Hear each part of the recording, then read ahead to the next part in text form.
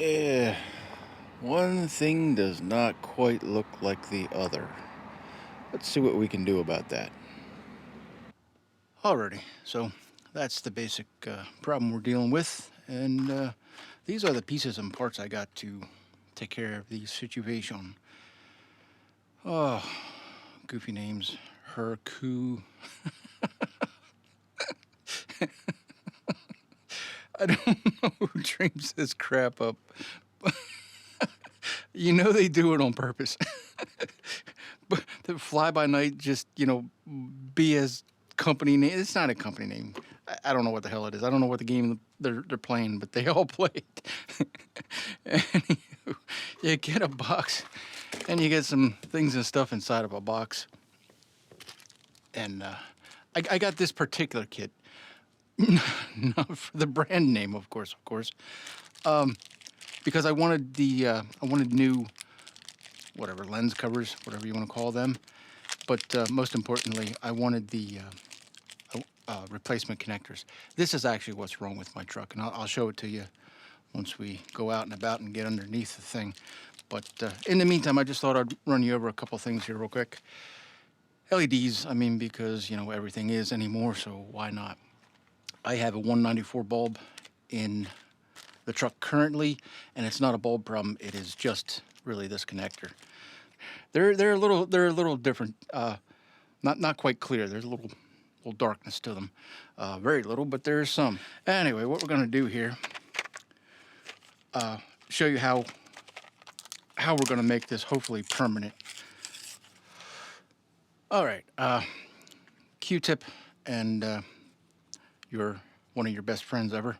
This dielectric grease, called tune-up grease, but it's a non-conductive dielectric grease, and what it does, it just inhibits corrosion, but it also prevents dirt and moisture from accumulating, and that is what ultimately ends up happening. These lenses will leak, and then water gets inside, and then well, here I got one, and then this thing will begin to corrode, and then it's just a bad time for all parties involved. So you get your dielectric grease and you schmoo it up. Yes, release the schmoo, and don't be afraid to, use it. Try and get some in there.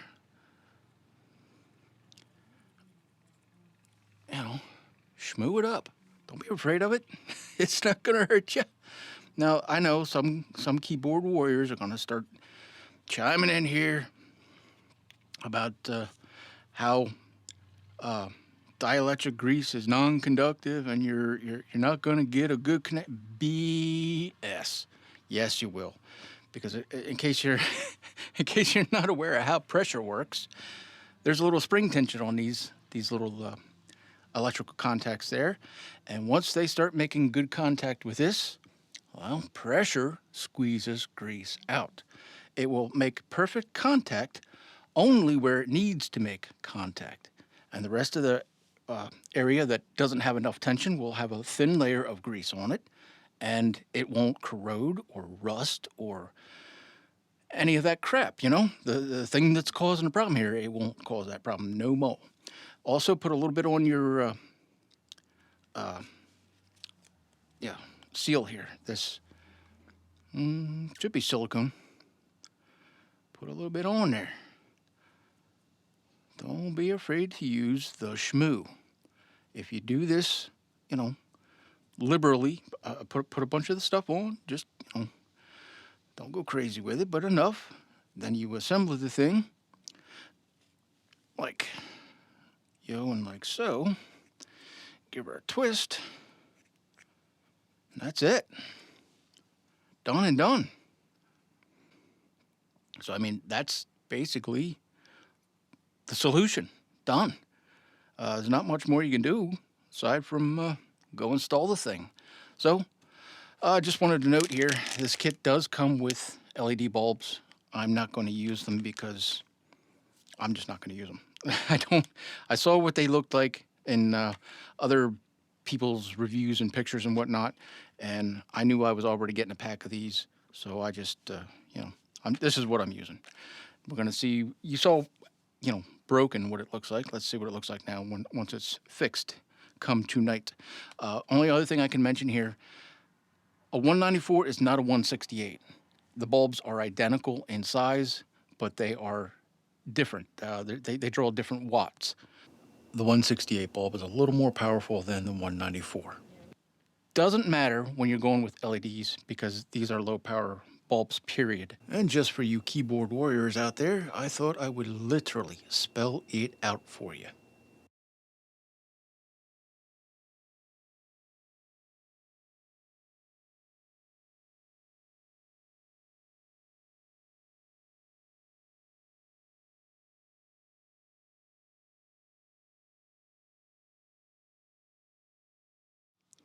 All right, let's go install this thing and see what it looks like tonight. Boy, it is windy out here.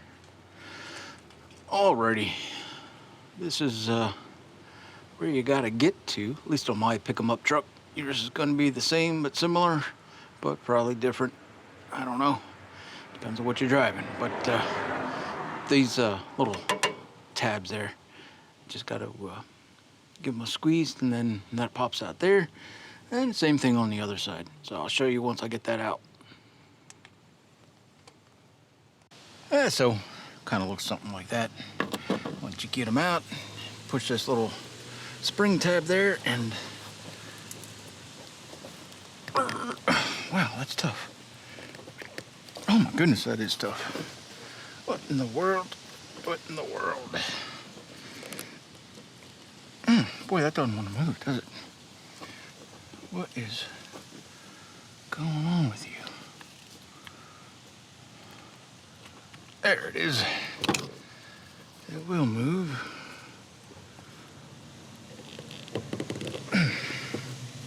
It will move, I promise it will move. Man. Yeah. Yes, it is. Man. Once you finally get through that tab there, it just wouldn't let go. Phew. All right, so you know, I don't know if the camera's picking that up or not, but well, this is what the problem is. It's in that connection. So I know these connectors are looking pretty good. So all I'm going to do, I already schmoed up the main apparati, the main bulb and housing. I'm just going to give the connector here a little extra like that. Schmoo it in there a little bit. Go for final assembly. Make sure it's locked in. Make sure your things are, your lens cover here is positioned correctly.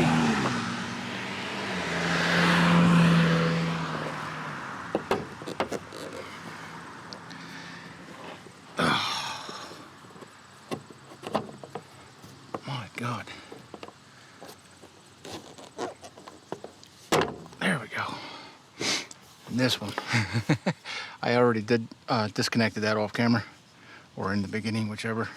Can't remember now which way it went. Whatever. Same story. Schmoo it up a little. Schmoo it up a little more. Work it in. Yeah. Put A and B together. Snap it on there. Make sure it's locked in. Reassemble, make sure it's clocked correctly. Talk all over the traffic. Try to talk over the traffic. Snap, snap, there you go. Done and done. All right, now ain't nothing to do except watch the clock and wait for nightfall. And see what it looks like. Tune back in then. Yeah, it's about that time. Are we gonna focus? That is quite the transformation. I wasn't sure how bright these things were gonna be, but I think this camera is adjusting compensate. Yeah, I probably should have manually adjusted. Oh well, close enough. It was auto when I did the intro, and it's auto now, you know, that it's repaired. So at least it's apples and apples. It's not as bright as I thought it was going to be, or I was afraid it was going to be a little extra bright, but no, it's perfect. Looking at it with my eyeballs, that is quite perfect. All right, so I'll do a A's and B's here with before and after, and you can see what I see. Here's a little A-B comparison side by side, as best I can get you. It's you know, it is what it is, blurry as hell, because I suck at doing my job, apparently. I should have manually set the camera, and well, I didn't. I just turned it on. It was already set for auto ISO and all that, and that's why things look the way they do. But the side-by-side here at the end, the very last shot, that's yeah, that's a good comparison, I think. That's, you know, apples to apples. That was taken at a little bit of a distance, and my camera wasn't quite boosted. It didn't start to really crank the ISO settings at all. So that's a pretty good representation of what this thing looked like to the naked eye. Well, so what do you guys think? Me, personally, I like them. Got no nothing to complain about. I have a little bit of conversion experience here. I'm doing a 2013 F-150 pick-em-up truck, and I've done the headlights, and I made a video about that, which I will link to, you know, up there in the top right. You should see a card popping up, and then down there in the description, I'll link to it if you would like to check out that video. Very happy with the brand name.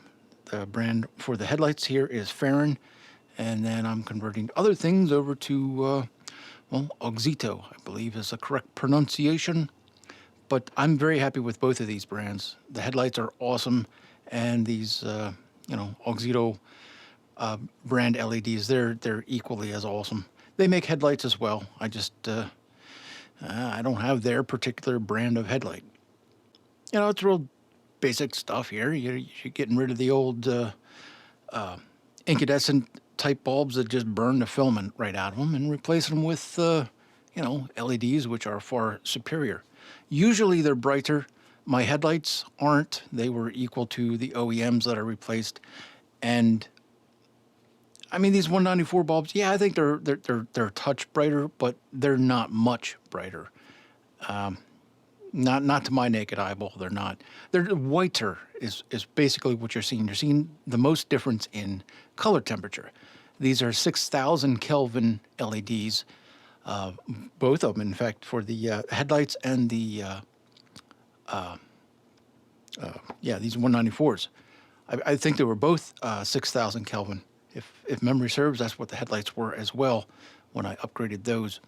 And the biggest difference I always saw was just in the color temperature, not so much in luminance or the brightness of the light, just the color of the light. Now, I hope you guys follow along and get yourself this Permatex, or you get any brand name. It doesn't. The brand names are relevant, but the content is what matters here. The dielectric grease. You got to have it. You got to use it. If you only want to do this job once and never touch it again, use the grease as I showed you. If you do that, you're never going to have to do it again, more than likely. There will be the rare occasion, but you know, that grease is your friend. Get you some. Don't be afraid to use the shmoo. You will thank me for it later when you never have to do the job again, right? So that's all I can tell you about that. You're either going to do it or you don't. And if you don't use the grease, well, then chances are you will be doing the job again at some point, because moisture finds its way into everything eventually. This is just another buffer, another wall that the water has to get through before it starts corroding your contacts. It happens to the best of us, but this grease is one excellent way of preventing that. Now, these Hercule, oh, pick your poison there. I got them because, well, it was a price I was willing to pay, and it gave me the replacement connectors that I truly needed for my particular application. When you start looking for them, you're going to see dozens, if not hundreds of them, all different brand names, all the same damn thing. Pick your own poison, right? I'll link you to it down there in the description, but it is what it is. I needed the connectors for mine, and that's why I got what I got here. And they're fine. I don't got no problem with them. They do come with their own LEDs, their own bulbs, and from what I saw, people were having problems over there, constantly burning out because, again, they're not doing the dielectric grease thing. More than likely, they got connection issues that are creeping up on them. But some people were actually showing that the bulbs were burned out. So, pick your poison there. If you don't need bulbs, then just use whatever comes in the kit. I'm saving those for a very rainy day, and I'll probably never use them ever. But if you want a good bulb, an actual proper brand name bulb, here's an Auxito. These guys have been around a good long time. This is what they do. They make automotive LEDs. That's what they're mostly known for anyway. And I've been very happy with them. Most folks are very happy with them. So, the devil and all that jazz. Nothing more to do here except wrap her up, I guess. I'm happy with the lights. I'm going to give it a 9 out of a 10. Me, stars are for restaurants. We don't do stars around here. They're getting a 9 from me. And these Hercule lenses and lights, they're a 9 too. I mean, I got nothing to complain about except the goofy ass name. It's just a stupid name. But whatever. It works. It's fine. I'm happy enough with it. You shmoo them up the way I showed you. They're going to last as long as anything else will. So, all right. They're both getting a 9 from me. 9 out of 10. And links to everything will, of course, as always, be down there in the description. Do the likes, the subscribes, the thumbs, the whistles, the bells, and all that crap. You know all about that. And, hey, guys, thanks for hanging out. We'll see you in the next one.